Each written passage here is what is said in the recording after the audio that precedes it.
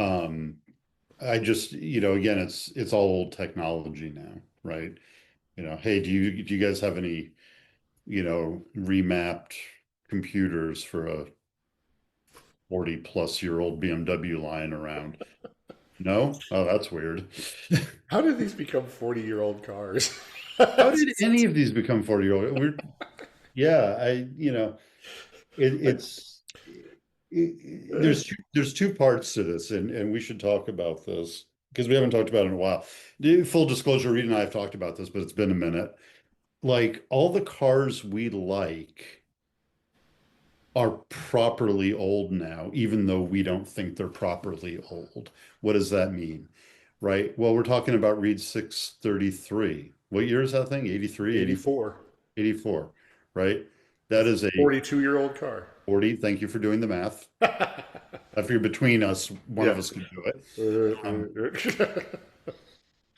um, that's a 42-year-old car, but it doesn't really look and feel like a 42-year-old car because we remember when these cars were current. Not That was the car they that's drove on true, but moonlighting.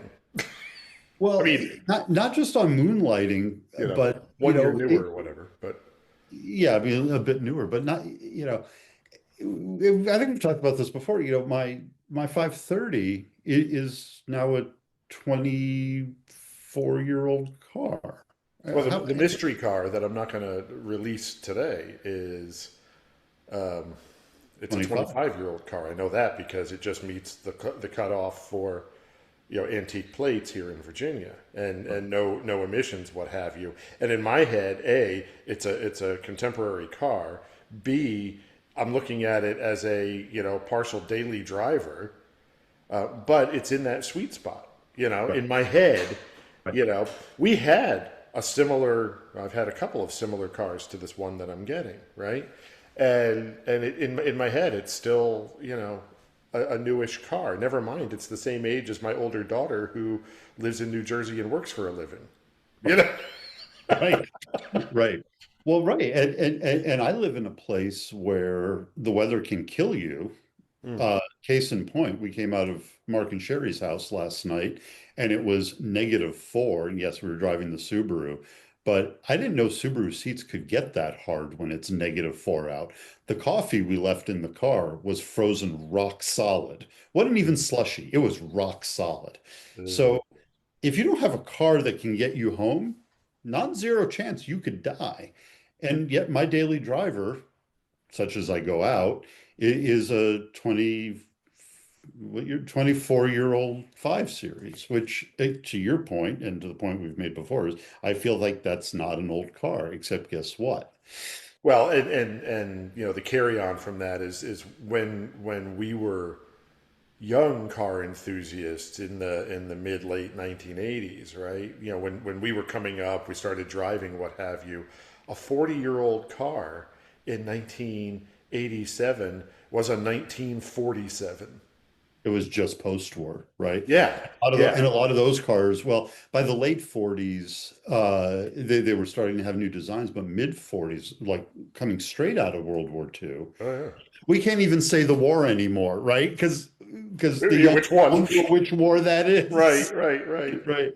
Um, but coming right out of World War II, all those cars were pre-World War II designs, so they Yeah. were even older. Right, right. Yeah, they were all like 1937 designs and stuff. I mean, Right, stuff like right. that. And it's so funny because nowadays, we're talking about, we just call it 25-year-old BMWs or Mercedes or Jaguars or Yeah, any of to the a degree above. Audi, Yeah. or shit, Range Rovers, right? Shh, don't say the R word. Right. Um, and you know, we love those cars, we drive those cars. That's sort of our sweet spot where for the majority of the cars we like, not all, but for the majority, that's sort of where the sweet spot ends, in the mid to late aughts. Yeah, When our parents were our age, right? coming up on Mid yeah, a 50s. little bit older than us, but not much. Yeah, Well, right, but our parents were not pining for 25-year-old cars, nope. right? But So part of let me that's do the also math real our quick. 53. Dad's 30 years older, so 30 years ago was 96, right? Yeah, Yeah. 96. So a My year father before your was not Z3 was pining. due. My father was not pining for late 60s, early 70s cars. I mean, he loved his 67 and a half Datsun, but he wasn't like, man, you know what I really want? Right.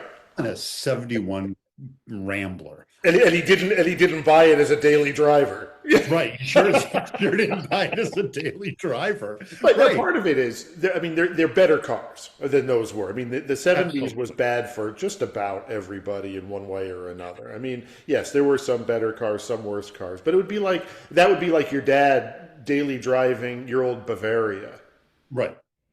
which he wouldn't have done because you get out of those cars, you smell like exhaust or gasoline.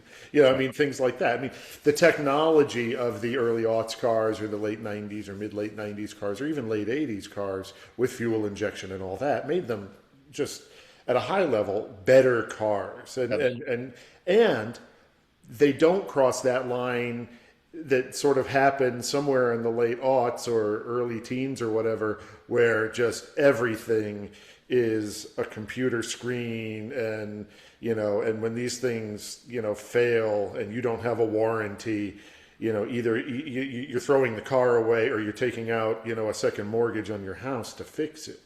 Right. Right. uh, And a lot of these cars that we're talking about that are 25 years old, again, using that sort of generically, many of the ones that we're interested in, there's an enthusiast base for mm, because they are fixable. Yes, they're interesting cars, but even the less interesting versions of those cars, like we like, Jag X300, X308, X350, mm, XJRs. But a lot of the knowledge base for keeping those cars on the road, the interesting versions, trickles down to, just a generic eight-cylinder, yeah. right?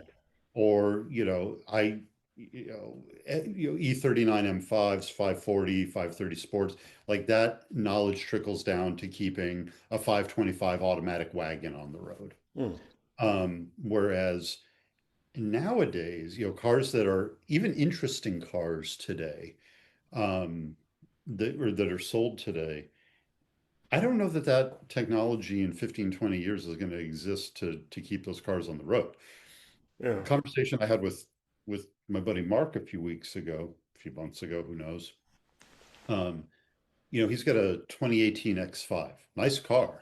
Mm, But right now it is supported by BMW, supported by the dealer. He can go in and have things done with their computer. What happens in 20 years? mm-hmm. Mark made the comment, well, hopefully the nerds are going to figure it out and they'll be able to like get into the systems and program it and this and that.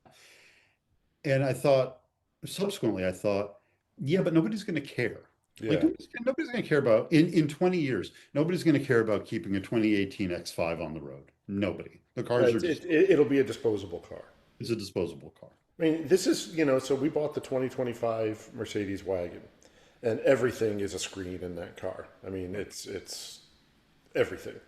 The seat massagers, because my wife has seat massagers and loves her seat massagers. That's all that's controlled through a screen, through motors and bladders and things in the seats. And just based on my experience with cars that are fixable, my old 500 SEC had, bladders in the seats and you could replace them and then your seats worked again. These cars, once that's 5 years out of production, are any of those things still going to be available? Because the automakers have sort of shifted from that philosophy of keeping parts in stock to keep the cars going forever, and we have every part. You could build, a whole car from the parts inventory to we keep what's absolutely necessary. They tend to keep mechanical stuff like seals and, things like that. But what's going to happen with all of these complex electrical systems, computers, controllers, and the parts they control? The automakers, because their ranges, Mercedes went from having 3 car ranges and 1 truck range to I don't even know how many there are now. 16. I don't, whatever. Whatever the They number. can't. I Yeah. mean, they can't afford. Even large companies can't afford to keep all the parts for all those cars in stock, especially since they're not all common, right? I mean, that was the other thing. with a 123 and a 126. There was a lot of crossover in some of the parts. Yeah, not all of them, and certainly not trim and stuff like that. But even some of like the seat stuff and things like that were common. And with all these automakers and all these different model ranges and everything, I'm looking at the car across the way there. That's why I'm looking there. I just, like that car when it's out of warranty, and a couple years after that, when you start getting NLA every time you look for a part, Mhm. you know, you sell it for what you can get for it, I guess. Yeah, I mean, eventually, after the third or fourth owner, all these cars just get recycled, right? Yeah, And to some degree, or probably not some degree, to a large degree, that's by design. A, because recycling, I guess, but B, because Mercedes and a lot of these manufacturers figured out you can't make money, you can't grow if your cars last eternally. So right, guess what? We just make right. them recyclable. Yeah, and that's what, you always sort of laugh when you hear these guys, well, they should make the 123 diesels again. Well, I mean, they wouldn't even come close to passing any modern, safety standard. Right. But they won't do it for the obvious reason that if they sell that car, then they won't sell, all these new things. Other than to the people that want the latest and greatest, technology. And there's a lot of those people out there. I'm not one of those people that has to have the latest and greatest technology. Every time I get in that E450 wagon, I have to wipe off the screen Mhm. because it's covered in fingerprints and it drives me insane. Mhm. And because that's where you control everything.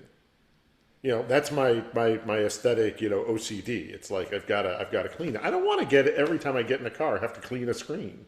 Mhm. I want to push a button, and if that button's a little dirty, doesn't phase me. Right. But if the screen's got thumbprints all over it or whatever, bonkers. Yeah. Yeah.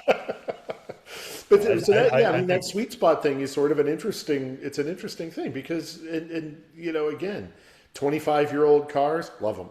I mean, Yeah. and I could say that for a lot of cars that, like I said, the car that I've bought is a 25-year-old car and will look familiar to some people. Other 25, I mean, this SL here is probably as new as I want to get in an SL. And even this one's a little questionable with the ABC suspension, Mm. hydraulics that nature doesn't care for or the universe doesn't care for. The parts are still available, thankfully. Sitting next to the Range Rover with the suspension that nature doesn't care for. Although, knock on wood, Ooh, don't say it. Just stop. Just stop. Hey, that's a smooth really interesting drop light as in your background. Let's talk about the drop light. smooth as silk. I drove my wife to the airport yesterday morning at dumb o'clock.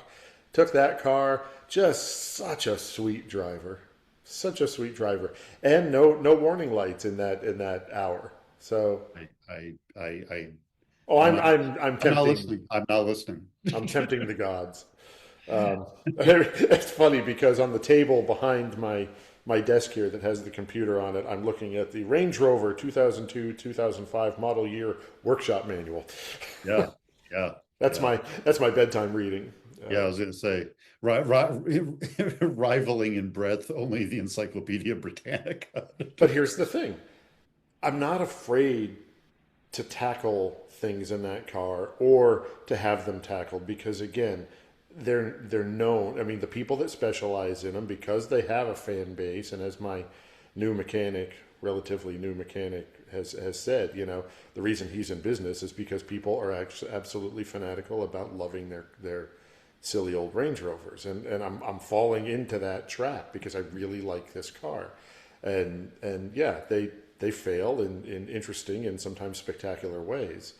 Yeah, I was watching a Demuro video the other day where they were talking about a cars and bids thing where they were talking about which Range Rovers were the best, and the number one I think they came up with was the original, the classic, and number two was the L322, and then he sort of went sideways saying except for the 2003 2005s because that was the car that basically made him famous in a lot of Right, ways.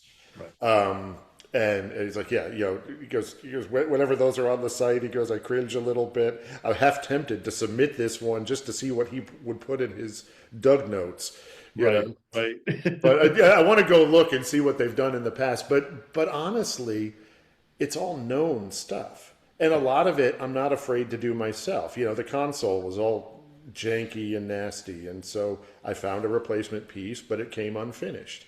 Mhm. So I bought the rubberized, spray paint and finished it. It came out really nice. And I'm like tearing the whole interior apart because there's YouTube videos, because it's not hard. I think it literally like 6 screws and that Mhm. whole center console comes apart. We were And talking I'm about not that afraid also to, with the dashboard to pull the cluster out to send it in. yeah. It's like it looks intimidating because you're taking the top of the dash off, but it's like, would you say 6 or 8 Torx bolts? And it's like, Yeah, well, and I mean, in that car, they're front and center. I mean, other than there's on the sides, there's some that are hidden by the vents, but the rest of them are literally just right in front of you. You know, because it's got sort of that rugged appearance. So they just put the bolts right there on the top of the dash cover. So that's not intimidating in that car. I mean, it would be more intimidating in your 5 Series, for example, oh because God, that's stuff is buried under places and things, and yeah, but the Range Rover is fun to work on. The Jaguar, the X300 6 cylinder I had, and the reason I was tempted to buy the 6 cylinder XJR, I really enjoyed working on that. That car, I had to replace the radio, and literally, I think it was 2 or 4 screws, and that whole center console comes apart. The Mhm. radio comes out. You push it through. I mean, it's strangely a little bit sort of cobbled together when you're looking at it, going, really, this is the whole way they did this, but it works. And again, it's fun to do. I wouldn't know where to even start taking apart that E450. Right. And yeah, part of it is everything's hidden, but there's so many panels that soft close and stuff like that. It's not just take your trim tool and go, "Kah." Right. There's a lot more finesse, a lot more, and that's part of why I'm sure these cars have gotten so expensive just across the board. So even lower end cars, Kias and things have that same sort of level of, I don't want to mess with it. Right. And part of that's, I'm sure, my age. I you know Will there be a YouTube video on that wagon at some point? Well, I guess it depends on whether they stay on the streets because they end up being reliable in the long term or not. You know what? I can find videos all day long for 210 wagons and 211 wagons. Yeah.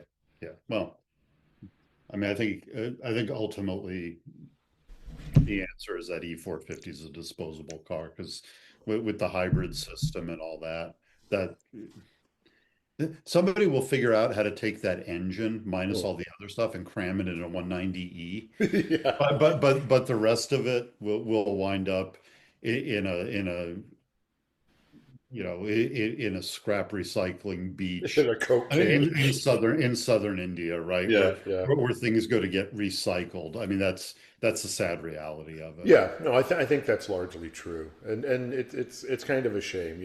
Again, you go back to that word sweet spot. Why is it a sweet spot? It's a sweet spot because it's not. I mean, there are some intimidating things about the Range Rover. Don't get me wrong, but as on a whole, the workshop manual tells me how to do most everything. It really comes down to my willingness, my personal ability, mechanical or whatever ability, and the availability of the parts. Mhm. I've mentioned to you that the steering column adjusts up and down just fine, although once you do it, it starts acting weird and you have to pop the fuse. But in and out doesn't work. And that happens on those cars, but you have to basically replace the whole freaking steering column. And there's a video. I watched the video and I thought, I don't care that much. It's not at a place that's uncomfortable to me, so Mhm. I'm not gonna go there, at least not now. And if I I wonder if in other markets, and the cars might have been too fancy by the time they got to the 322 series. I wonder if in other markets there are mechanical steering columns. like manual adjustable. Yeah, manual Yeah, adjustment. I don't know. I think I would speculate, but that by the time they got to those cars, it was all pretty much let the internet be your friend, right? I know. Um, Steering column. They are they are fun though. So what happens while he's looking for that? If you adjust the steering wheel up and down, so once you have it where you want it, you don't mess with it, because if you do, the next time you get in the car and turn the key, the steering wheel goes all the way down, and then it doesn't want to go back up until you pop the fuse, put the fuse back in, or restart the car after a few minutes, whatever. Then you can adjust it back to where it was. But popping the fuse seems to sort of level everything, and then it's fine, and it doesn't Is do that it. the only thing that fuse does? No, no, it, Hmm. it actually operates the driver's seat too. Otherwise, I would just leave the fuse out, and I did that for a while. But then I realized that once you get it adjusted to the right place and don't mess with it, it's fine. And it even does like the move out of the way thing when you open the door. Hmm. Like so, it's allowed to move the steering wheel, but I'm not. I feel like I would just sort of get into the steering column and unplug the It's switch. way in there. Hmm. And again, sort of, Just unplug the switch so nobody messes with it by accident.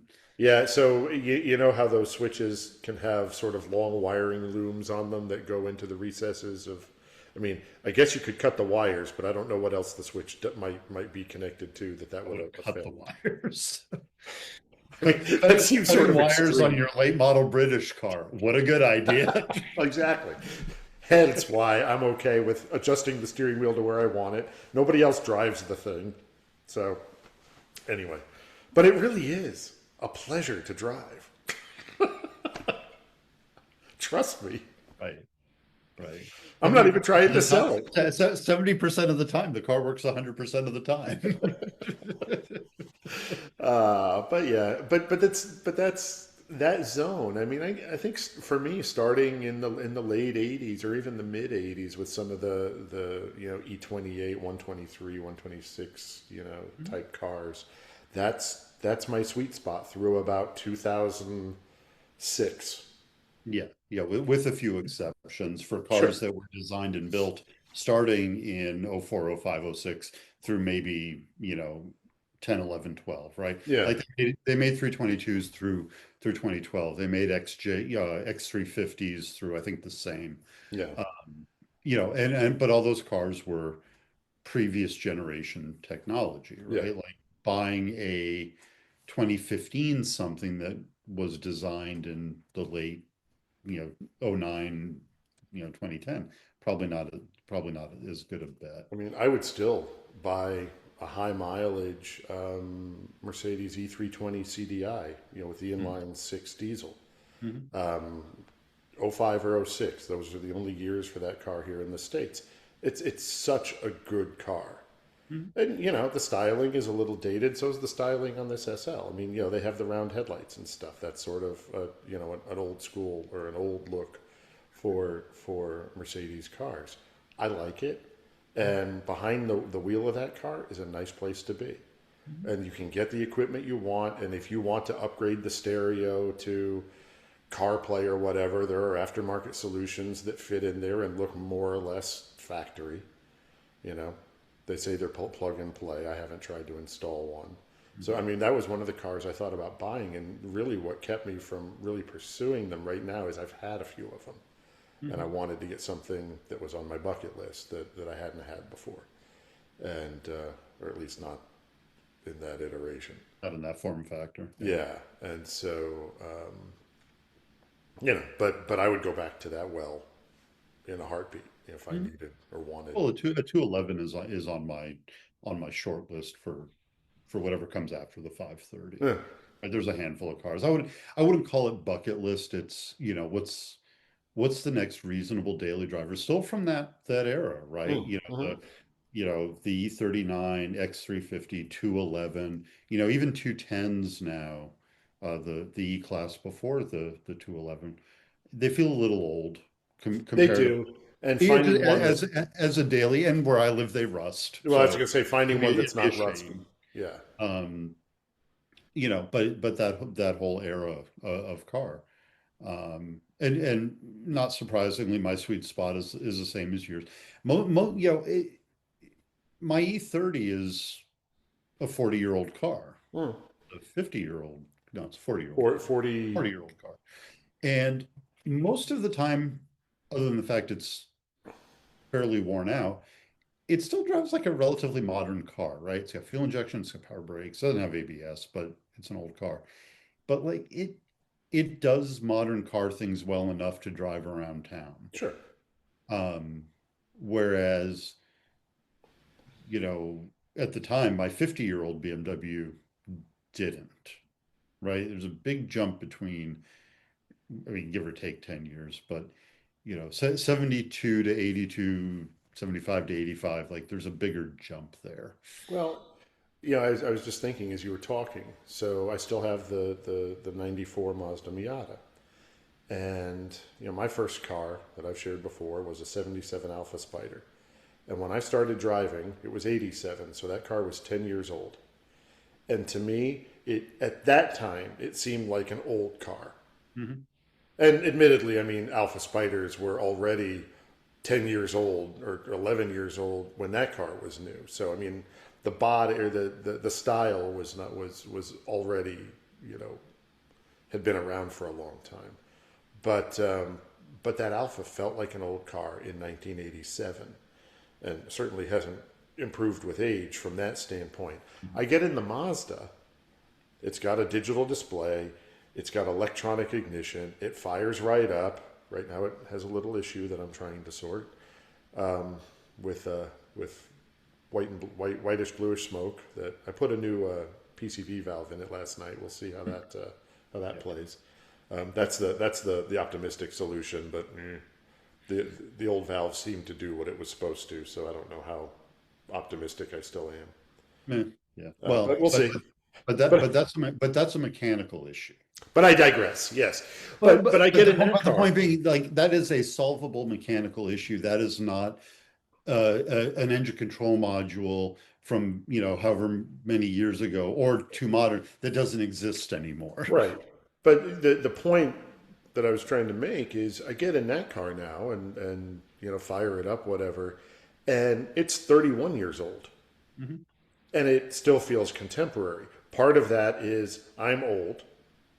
Part of that is the car is just better Mhm. than those old convertibles from the 70s and 60s, what have you.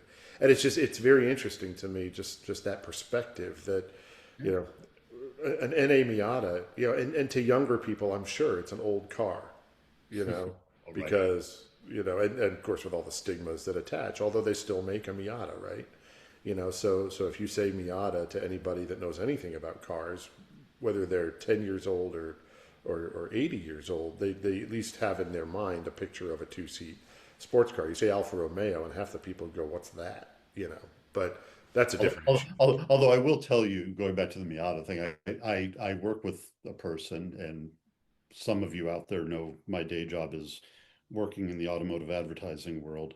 I One of my colleagues did refer to the Miata when we were talking about competitors as the Miata, and yeah, yeah. So yeah, Interesting. Yeah. to MX-5 to that person. to quote the maitre d' in Ferris Bueller's Day Off, I weep for the future. Yeah. Yeah. Well, To be fair, that person has not done it again, but yeah, that's a anyway, conversation stopper right there. right? Didn't mean to fully Amtrak your train of thought there, but That's okay. That's that's okay. okay. But you're right. Like the Miata is an old car that doesn't act like an old car. The Z3 is coming up on 30 years old next Yeah, year. yeah, It's yeah. 97. And that car is based on technology to some degree from the early 80s, right? I mean, that car's half E30, Right, right. and that car doesn't feel like an old car No, to us to and us. and to our contemporaries. Right.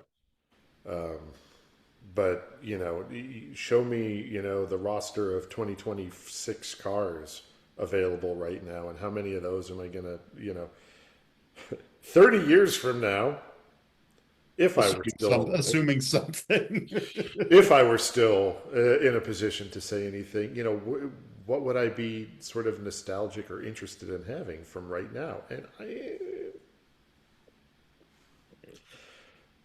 There ain't a lot. I mean, based on new cars or newer cars, as you say, in the last, current to 3 or 5 years old, Yeah. I mean, there's a handful of cars I think are interesting now. Even in 20 years, I'm going to be nostalgic for them, which is different. And the answer is I have no idea. Yeah. I mean, I think there will always be cars like the Porsche 911s and things like that that people are enthusiastic about take care of, and and some of them, especially interestingly, the higher spec models that have less crap in them, hmm, are likely to still be supported because they occupy a special space in the corporate and the enthusiast place, the car company and the enthusiast community. But beyond those, you know, I don't lust after any Ferraris since they stopped putting gated shifters in them. mhm. I don't. I mean, if I want to go super fast, I don't know. I'll get a Tesla. I mean, I won't, but you know, I mean, go lease a Hyundai Ioniq 5N, yeah. right? Like It's that car so will be faster than anything you've ever been in, right, right, right? and so like I don't need a supercar. I mean, I don't need a supercar anyway. I think that's not something on my bucket list of cars. I would be interested in some point in tinkering with something like a Ferrari Mondial, just because they're reasonable. In the Ferrari world, they're old tech and they're reasonably affordable in Mhm. that space. But having known somebody that had one who, basically, really got familiar with his repair shop Yeah. because of all the different things that were just fail points on them, I'm not super interested in that sort of thing. I would still love a Bentley Turbo R. Mhm. And you can buy the nicest one of those in the world for. I mean, well, you could buy a very nice one for less than 30 grand. You can Right. buy an okay one for 15. Yeah. But that's a car that I fear, and I think you get that. It would make the Range Rover look like a Camry. Right. Well, and I think because all of those Rolls and Bentleys from that era they appear to be simple cars, but they're not simple cars, right? And parts prices are Yeah, ridiculous. I mean, even you know, the the enthusiast DIY friendly parts houses, the parts are still outrageous. right. And they go downhill very quickly. We were just reading an article that yeah, they're fine if you keep on top of them, but keeping on top of them is like a second or third job, Mm. right? So I fear those cars in a way. I have a healthy respect for things like L322s. I think I have a genuine fear of Bentleys and Rolls-Royces. Well, and the media, the automotive media, is sort of reaffirming that you should. Yeah. As you read and watch videos, I mean, unless you've got tremendous resources like some of these YouTubers or old school journalists or folks that came from big family money to just, hand a credit card to the Rolls Royce Bentley specialist and say, make it right. Mm. Yeah, well, and that's part of the challenge, going back to sweet spot again, is my sweet spot, I think, is evolving a little bit because there are cars sort of in the middle of my sweet spot that I pretty much have written off. I love Mercedes 140 S classes. Hmm. I think they're awesome cars. They're falling down in terms of some of the availability of crucial components. And it's happening with 126s too, but on the older cars, a lot of that stuff is rebuildable, relatively easy, and there are people doing it. Where I think in sort of the 140 space, a lot of them, you look around, ridden hard, put away wet. I mean, do an Auto Tempest search for Hmm. S classes of that vintage, and you'll see a lot of doggy cars. And then a really nice one people want 30 or 40 grand for, and actually some of those aren't even really that nice when you start looking at where they're unraveling.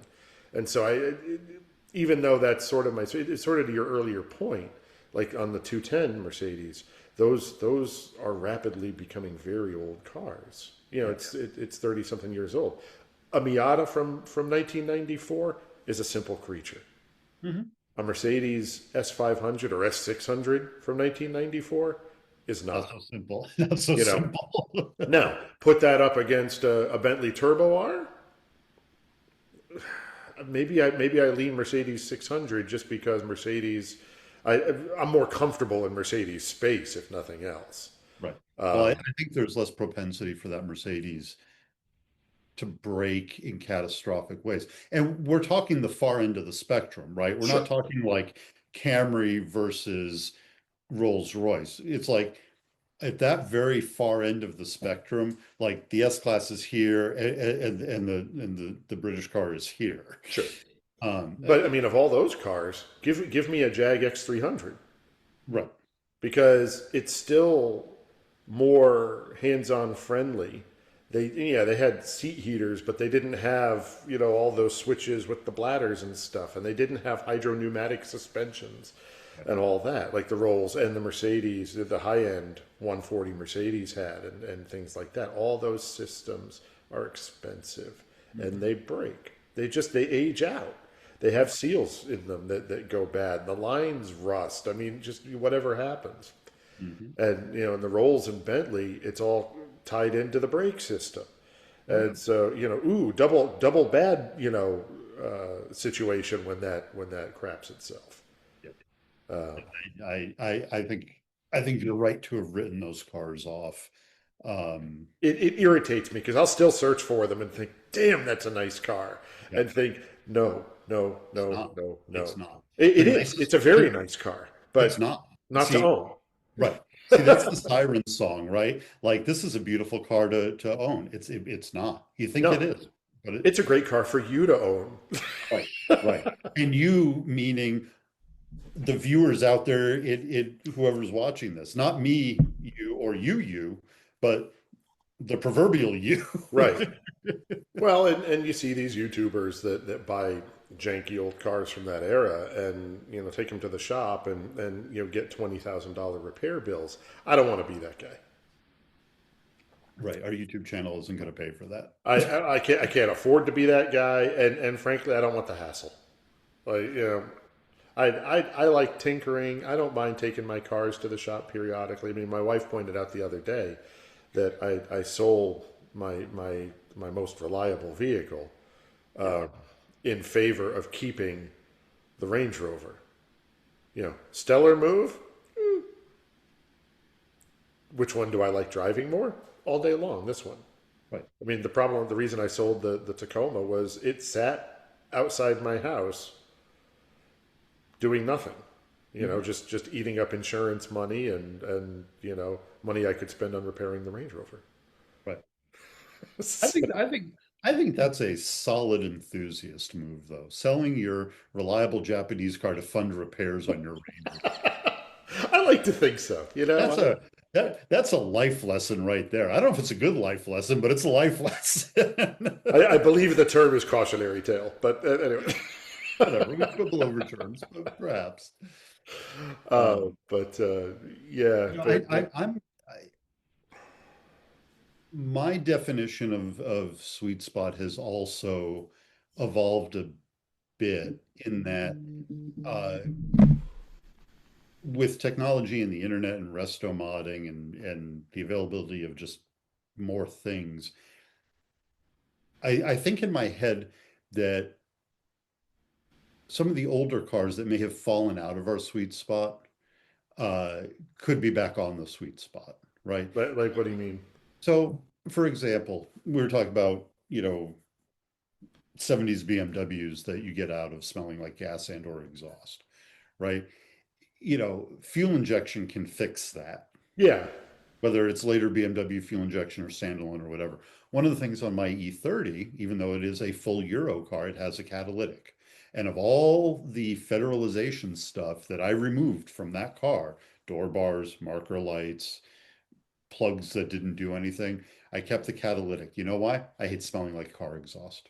I well, that hate it. was the reason that I got that 500 SEC as reasonably as I did was the guy that imported it from Germany, and it was a no cat car, Yeah. didn't like that the exhaust was stinky. Yeah. And I never had an issue with it in that car. But I also am somewhat desensitized. The engine burned as clean as those engines are going to burn. It just didn't smell as non Toxic. gassy as a catalytic car, a US spec car. But yeah, to your point, I mean, there's I mean, we've been watching this E3 BMW on Bring a Trailer. That's a little bit of a I think it would be a fun project for somebody.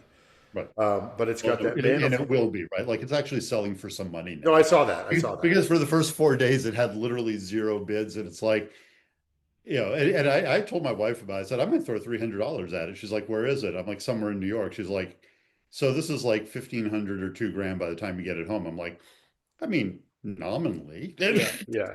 I noticed this morning it was up to $1,100. Yeah, yeah, yeah. But my point on that is it's got a manifold for a single carb where those all had dual carbs, or is that the Oh, other one? that was that one? Or was it the That Manila might have been the other one. the Manila one? That might have been that one. Anyway, what I was thinking about was, you've got these Holly kits now. I mean, fuel injection kits. It would be fascinating to see what that car is like with the fuel injection kit, even like the generic, Holly kit thrown on it to see what it does. It'd be really an interesting project and experiment in, to the point I think you were making, or part of the point you were making is, can some of these old cars sort of come back into the fold with what's available now? Right, right.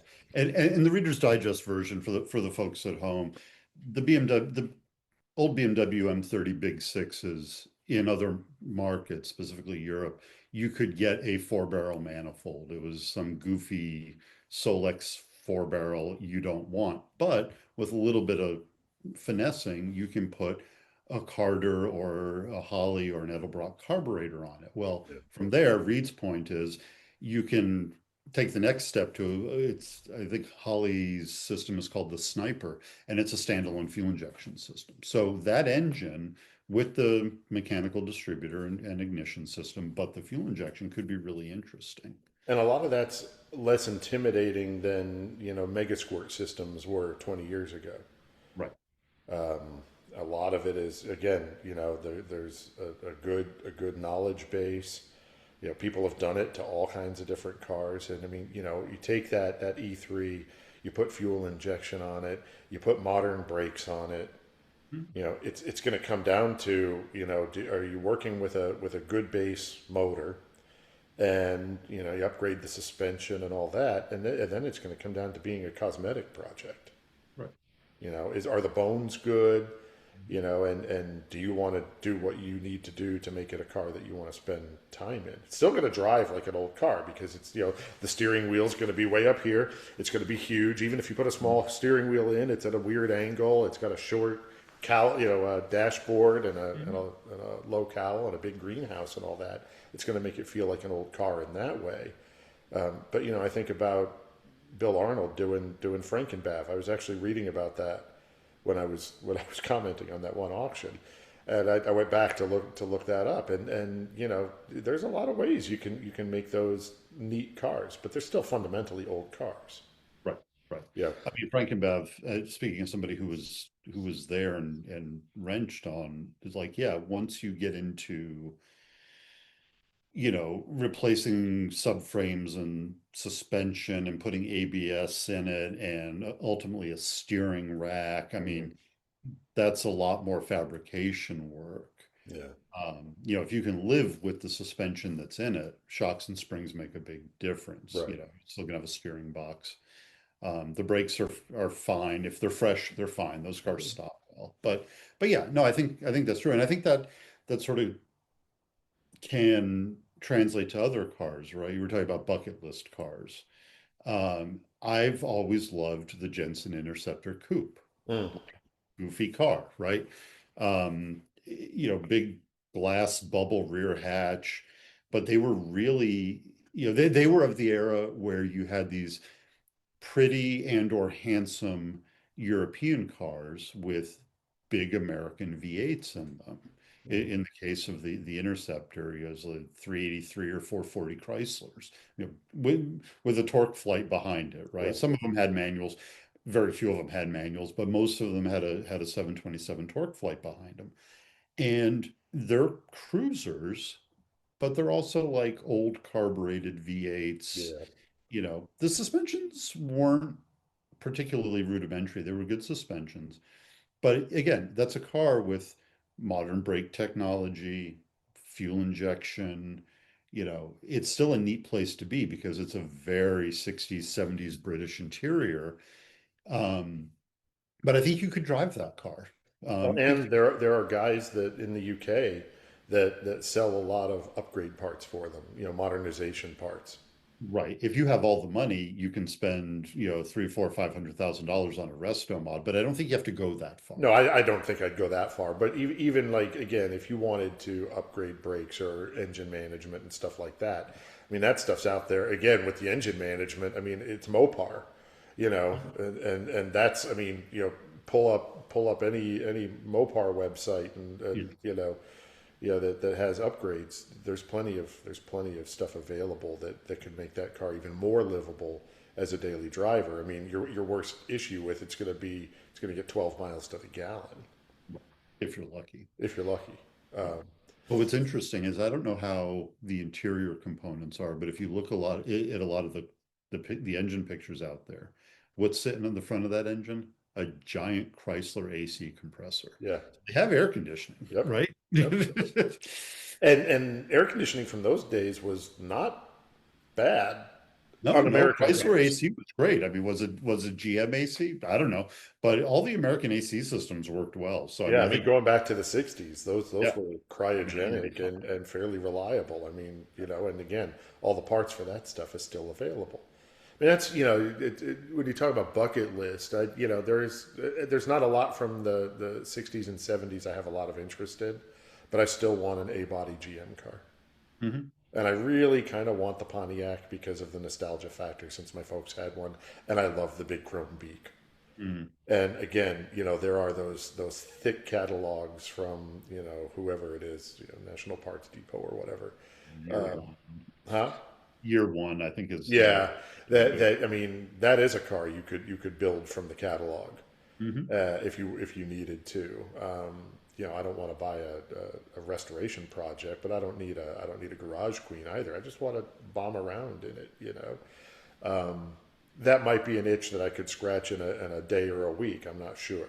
Mhm. My wife doesn't have any great affinity for '70s muscle type cars that make burbling engine noises, but that's a childhood trauma or a teenage trauma that she suffered at the wheel of a '74 Dodge Monaco.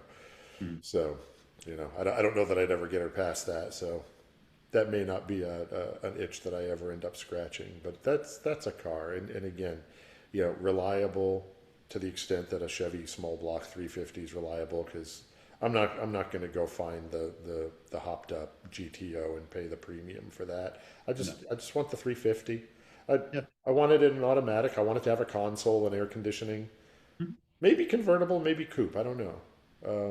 I think the coupes are good looking cars, but I think if you're going to the effort, do the convertible. It Probably. is sort of funny because we do look at those cars uh, from time to time, and you can make anything out of the catalog, right? If it doesn't have AC, you can put AC in it. If it Sure. doesn't have a console, you can put a console and bucket seats in it. But finding the combination as it sits already of those options, whether it's a 350, a 400, whatever, Yeah. with an automatic, with a console, with AC, that isn't, that still has floors, that'd be Right. good, right? That isn't triple white or whatever. You want, ideally, you'd like some colors. Um, Admittedly, I haven't really been looking that hard, but they're not as prevalent as you think. It's like, oh, that's No. a really nice one. Ooh, it's a four speeder. It's got a console. No AC. Or it's 80 grand because that's what somebody's decided it's worth, whether it is or not. Right.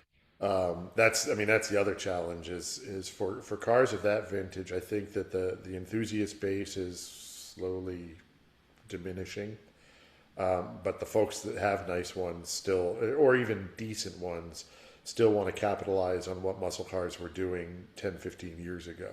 Right. At Barrett Jackson, selling GTOs for $180,000 that were not special cars. Mhm. Unfortunately, that's not where they are now. I mean, and even worse, look at, the early 60s cars, the 50s cars, the 40s cars. Unless you're looking at a 30 whatever Bentley blower, Right. or something that's special in that way, or a Packard, or a Duesenberg. Duesenberg, yeah, Yeah. stuff like that.